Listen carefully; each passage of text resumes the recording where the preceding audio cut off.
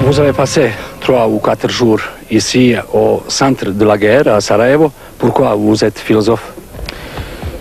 Écoutez, je suis un philosophe, mais je suis aussi un philosophe engagé. Et je me bats pour la liberté, pour les droits de l'homme et pour la démocratie. Et je crois que Sarajevo est aujourd'hui l'épicentre de cette bataille-là.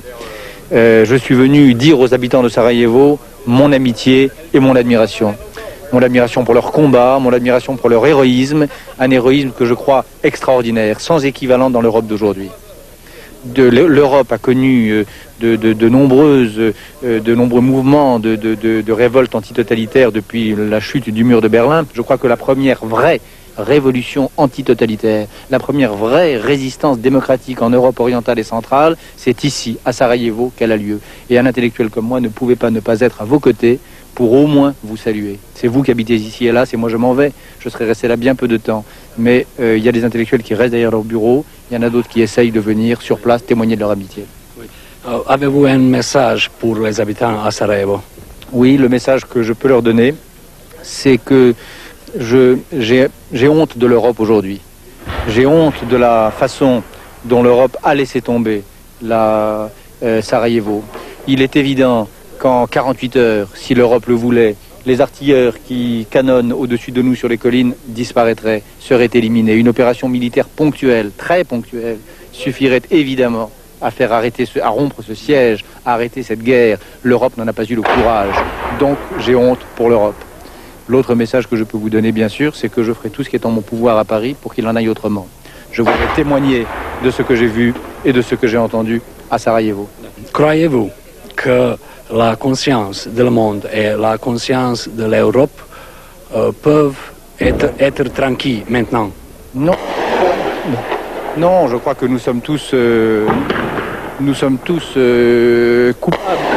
coupables, pas loin. Voilà.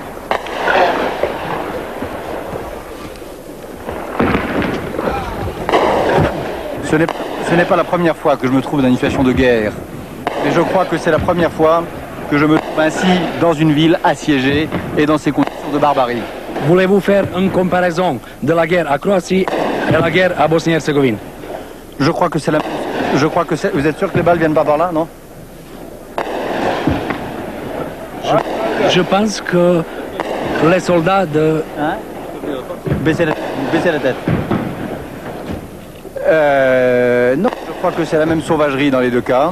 En Bosnie-Herzégovine et en Croatie, avec évidemment en Bosnie-Herzégovine une résistance plus grande de la population. Et surtout, je crois que l'honneur de Sarajevo, c'est que nous avons là une ville qui se bat sur une ligne cosmopolite, qui refuse résolument le délire chauvin et le délire xénophobe.